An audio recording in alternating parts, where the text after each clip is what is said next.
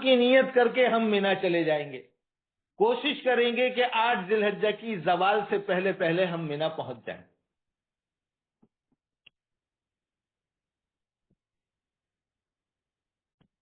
اگر کوئی شخص مینا جا کر احرام باندھنا چاہے تو مینا جا کر بھی وہ احرام باندھ سکتا ہے، کیونکہ مینا بھی حدود حرم کے اندر ہے. یہاں ایک وضاحت کر دوں کہ حدود مکہ الگ چیز ہے، حدود حرم الگ چیز ہے، یہ دو الگ الگ باتیں. تو مینا حدود حرم کے اندر داخل ہے، وہاں جا کر بھی عمرے کے احرام کی نیت کی جا سکتی ہے.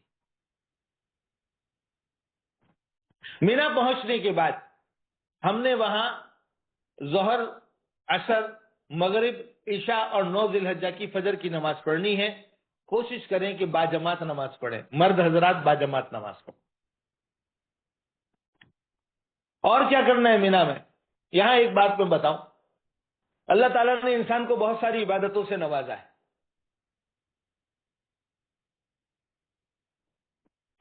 نماز کا حکم دیا اللہ نے، لیکن اس حکم کے ساتھ یہ نہیں کہا کہ دیکھو نماز پڑھنے کے لیے جاؤ تو جھگڑا مت کرنا.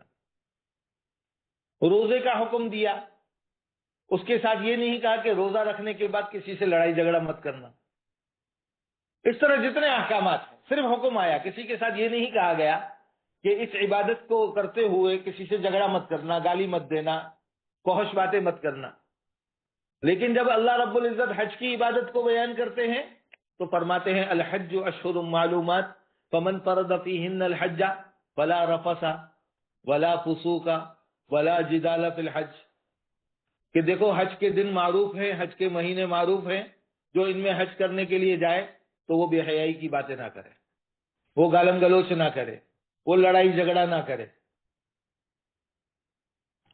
لگ ایسے رہا ہے کہ اس سفر میں ان تینوں چیزوں کے امکانات ہیں،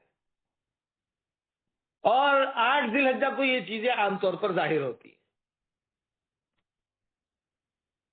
ہوتا یہ ہے کہ آدمی حاجی مکہ مکرمہ میں ہے، ہوٹل میں ہے، اپنے کمرے میں ہے، کمرے کے اندر بیت الخلا ہے، 4 آدمی کمرے میں ہے، جب ضرورت پڑتی ہے اپنی ضرورت کو پورا کر لیتے ہیں. کھانے کو وافر مقدار میں وقت پر کھانا مل رہا ہے، ساری چیزیں وقت پر ہو رہی ہیں، ایئر کنڈیشن لگے ہوئے ہیں، گرمی کا احساس نہیں ہے ہوٹل میں اپنے کمرے کے اندر. یہی حال مدینہ منورہ میں، اور جو عزیزیہ میں رہتے ہیں تو یہی حال عزیزیہ میں ہے. جب آدمی مینا پہنچتا ہے اور اس گرمی کے عالم میں کہ سورج محاورتاً کہا جاتا ہے ایسا لگتا ہے جیسے سوا نیزے پر آیا ہوا ہو، سخت گرمی کے دن ہے، اس میں جب آدمی مینا پہنچتا ہے تو جب وہ بستر کو دیکھتا ہے تو اسی وقت اس کی طبیعت خراب ہونے لگتی ہے. 18 انچ کا بستر ہوتا ہے.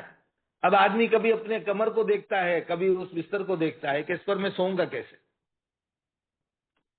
پھر اچانک اے سی چلنا بند ہو گیا، ٹرپ ہو گیا.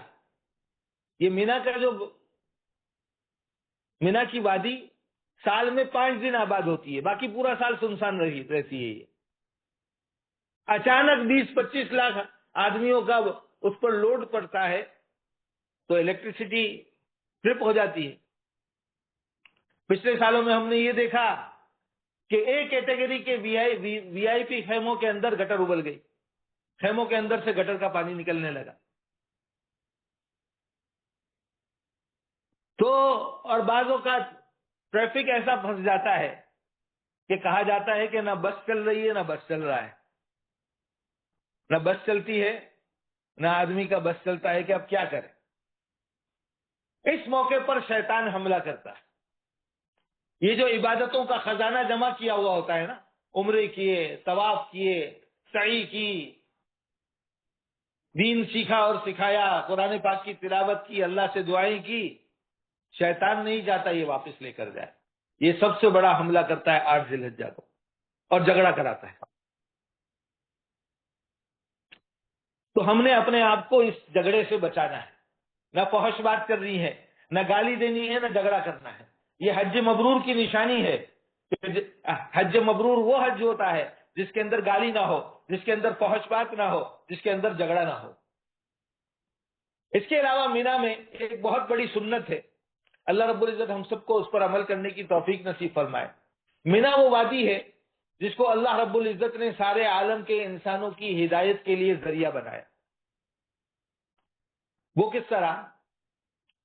حج اسلام سے پہلے بھی ہوتا تھا، کافر حج کرتے تھے، سارے جزیرت العرب سے لوگ آتے تھے حج کرنے کے لیے مکہ مکرمہ میں، اگرچہ اس میں وہ بہت ساری عبادتیں ایسی کرتے تھے جو اللہ کو پسند نہیں تھی، اس لیے بعد میں جب اسلام کے احکامات آئے اور حج کا حکم آیا تو اللہ نے ان عبادتوں کو ختم کر دیا۔ بہرحال حج پہلے بھی ہوتا تھا۔ آپ علیہ الصلوۃ والسلام مکہ مکرمہ میں رہتے ہوئے بعض روایت کے مطابق ہر سال حج کرتے تھے۔ 40 سال کی عمر میں اللہ کے حبیب علیہ السلام کو نبوت ملی۔ اب آپ علیہ الصلوۃ والسلام لوگوں کو اللہ کی طرف بلاتے تھے، بہت کم لوگوں نے بات کو مانا، اکثر لوگ مخالف تھے، آپ علیہ الصلوۃ والسلام کو تکلیفیں دیتے، پریشان کرتے۔ جب حج کے مہینے آتے اور جزیرت العرب سے باہر کے لوگ مکہ مکرمہ میں آ کر مینا کے خیموں میں آ کر اپنے خیمے لگاتے، مینا کے خیموں میں آ کر قیام کرتے، تو آپ علیہ الصلوۃ والسلام حضرت ابو بکر رضی اللہ تعالیٰ عنہ کو ساتھ لے کر ایک ایک خیمے میں جاتے اور ان کو اسلام کی دعوت دیتے۔ حضرت ابو بکر تعارف کراتے، آپ علیہ السلام دعوت دیتے۔ ایک مرتبہ آپ علیہ الصلوۃ والسلام کا گزر 6 آدمیوں پر ہوا جو ایک علاقہ تھا جس کا نام یثرب تھا، وہاں کے رہنے والے تھے۔ آپ علیہ السلام نے ان کو اسلام کی دعوت دی، انہوں نے اس کو قبول کر لیا، اور آپ علیہ الصلوۃ والسلام سے عرض کی کہ اگلے سال اسی جگہ پر مینا کی اس وادی کے اندر دوبارہ ملیں گے۔ اگلے سال یہ 12 لوگ آئے اور یہ 12 کے 12 مسلمان ہوئے، اور انہوں نے آپ علیہ الصلوۃ والسلام سے یہ عہد کیا کہ اگلے سال پھر یہاں پر ملیں گے۔ تیسرے سال یہ لوگ 72 آئے اور 72 کے 72 مسلمان ہوئے، اور انہوں نے آپ علیہ الصلوۃ والسلام سے عرض کیا کہ یہ مکہ مکرمہ والے آپ کو تنگ کرتے ہیں، آپ کے ساتھ برا سلوک کرتے ہیں، آپ ہمارے ساتھ یثرب چلیے۔ آپ علیہ الصلوۃ والسلام کو اللہ کی طرف سے اجازت ملی اور آپ علیہ الصلوۃ والسلام نے یثرب کی طرف ہجرت فرمائی۔ یہ 3 مرتبہ کا ملنا اسلامی تاریخ میں اس کو بیعت عقبہ کہا جاتا ہے۔ بیعت عقبہ، گھاٹی کے اندر بیٹھ کر جو بیعت کی گئی، یہ مینا کی گھاٹی تھی۔ یثرب عربی میں اس جگہ کو کہتے ہیں جو وبا والی ہو، جو بیماریوں والی ہو۔ آپ علیہ الصلوۃ والسلام جب تک یثرب نہیں پہنچے تھے، وہ یثرب تھا، وہ وبا والی جگہ تھی۔ جب آپ علیہ الصلوۃ والسلام وہاں پہنچے، آپ علیہ الصلوۃ والسلام کے بدن اطہر کی برکت سے، آپ علیہ الصلوۃ والسلام کے نور ایمانی کی برکت سے، آپ علیہ الصلوۃ والسلام کی ذات مبارکہ کی وجہ سے اللہ نے اس کو مدینہ طیبہ بنا دیا، اس کو طابہ بنا دیا۔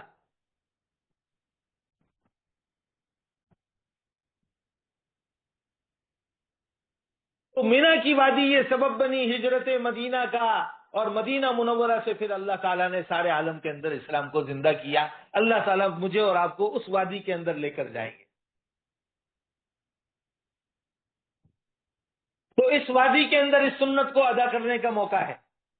اپنے خیموں سے باہر نکلیں، خواتین اپنے خیموں میں دوسری خواتین سے مذاکرہ کریں۔ ایک ایک خیمے میں 5-5 ہزار حاجی ہوتے ہیں، اکثریت وہاں بھی عورتوں کی ہوتی ہے۔ ان کو دین سکھائیں، ان سے دین کی بات کریں، جو ہم نے مستند علماء سے سنی ہو، مستند کتابوں میں پڑھی ہو، وہ ہم ان تک، ورنہ ان کا کلمہ ٹھیک کرائیں۔ بہت سارے لوگ وہاں آئے ہوتے ہیں جن کا کلمہ بھی ٹھیک نہیں ہوتا، جن کو تلبیہ بھی پڑھنا ٹھیک سے نہیں آتا، گاؤں دیہات کے رہنے والے ہوتے ہیں۔ ایک طلب ہوتی ہے، ایک تڑپ ہوتی ہے کہ اللہ کا گھر دیکھوں گا، نبی کا روزہ دیکھوں گا، اور پیسے جمع کر رہے ہیں کیوں بھائی؟ اللہ کا گھر دیکھوں گا، نبی کا روزہ دیکھوں گا۔ اور وہاں پہنچے ہوتے ہیں، نہ نماز آتی ہے، نہ کلمہ آتا ہے، نہ تلبیہ آتا ہے، اللہ کی محبت میں آ گئے ہیں، اللہ کے حبیب علیہ السلام کی محبت میں آ گئے ہیں۔ ایسا کوئی مل جائے، اس کا کلمہ ہم ٹھیک کرا دیں، اس کا تلبیہ ہم ٹھیک کرا دیں، ہماری نجات ہو جائے گی، ہمارا حج وصول ہو جائے گا۔ بہرحال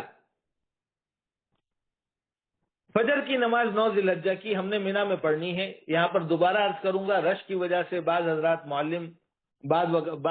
معلم حضرات 8 اور 9 کی درمیانی رات حاجیوں کو عرفات بھیج دیتے ہیں، وہ ان کی مجبوری ہوتی ہے، تو مجبوری سمجھ کر جا سکتے ہیں۔ پھر اس صورت میں 9 ذی الحجہ کی فجر عرفات میں پڑھی جائے گی۔ 9 ذی الحجہ سے، جیسے آپ سب کو معلوم ہے، پاکستان میں بھی ہمارے یہ اپنے گھروں پر بھی یہ معمول ہوتا ہے کہ 9 ذی الحجہ کی فجر کے بعد سے تکبیر تشریق پڑھی جاتی ہے. ہر فرض نماز کے بعد ایک مرتبہ اللہ اکبر لا الہ الا اللہ واللہ اکبر وللہ الحمد، یہ ایک مرتبہ پڑھنا واجب ہے. مرد با آواز بلند پڑھیں گے، عورتیں آہستہ آواز میں پڑھیں گی. 9 ذی الحجہ کی فجر سے لے کے 13 ذی الحجہ کی عصر تک یہ تکبیر تشریق پڑھی جاتی ہے. فجر کے بعد ہم عرفات روانہ ہو جائیں گے.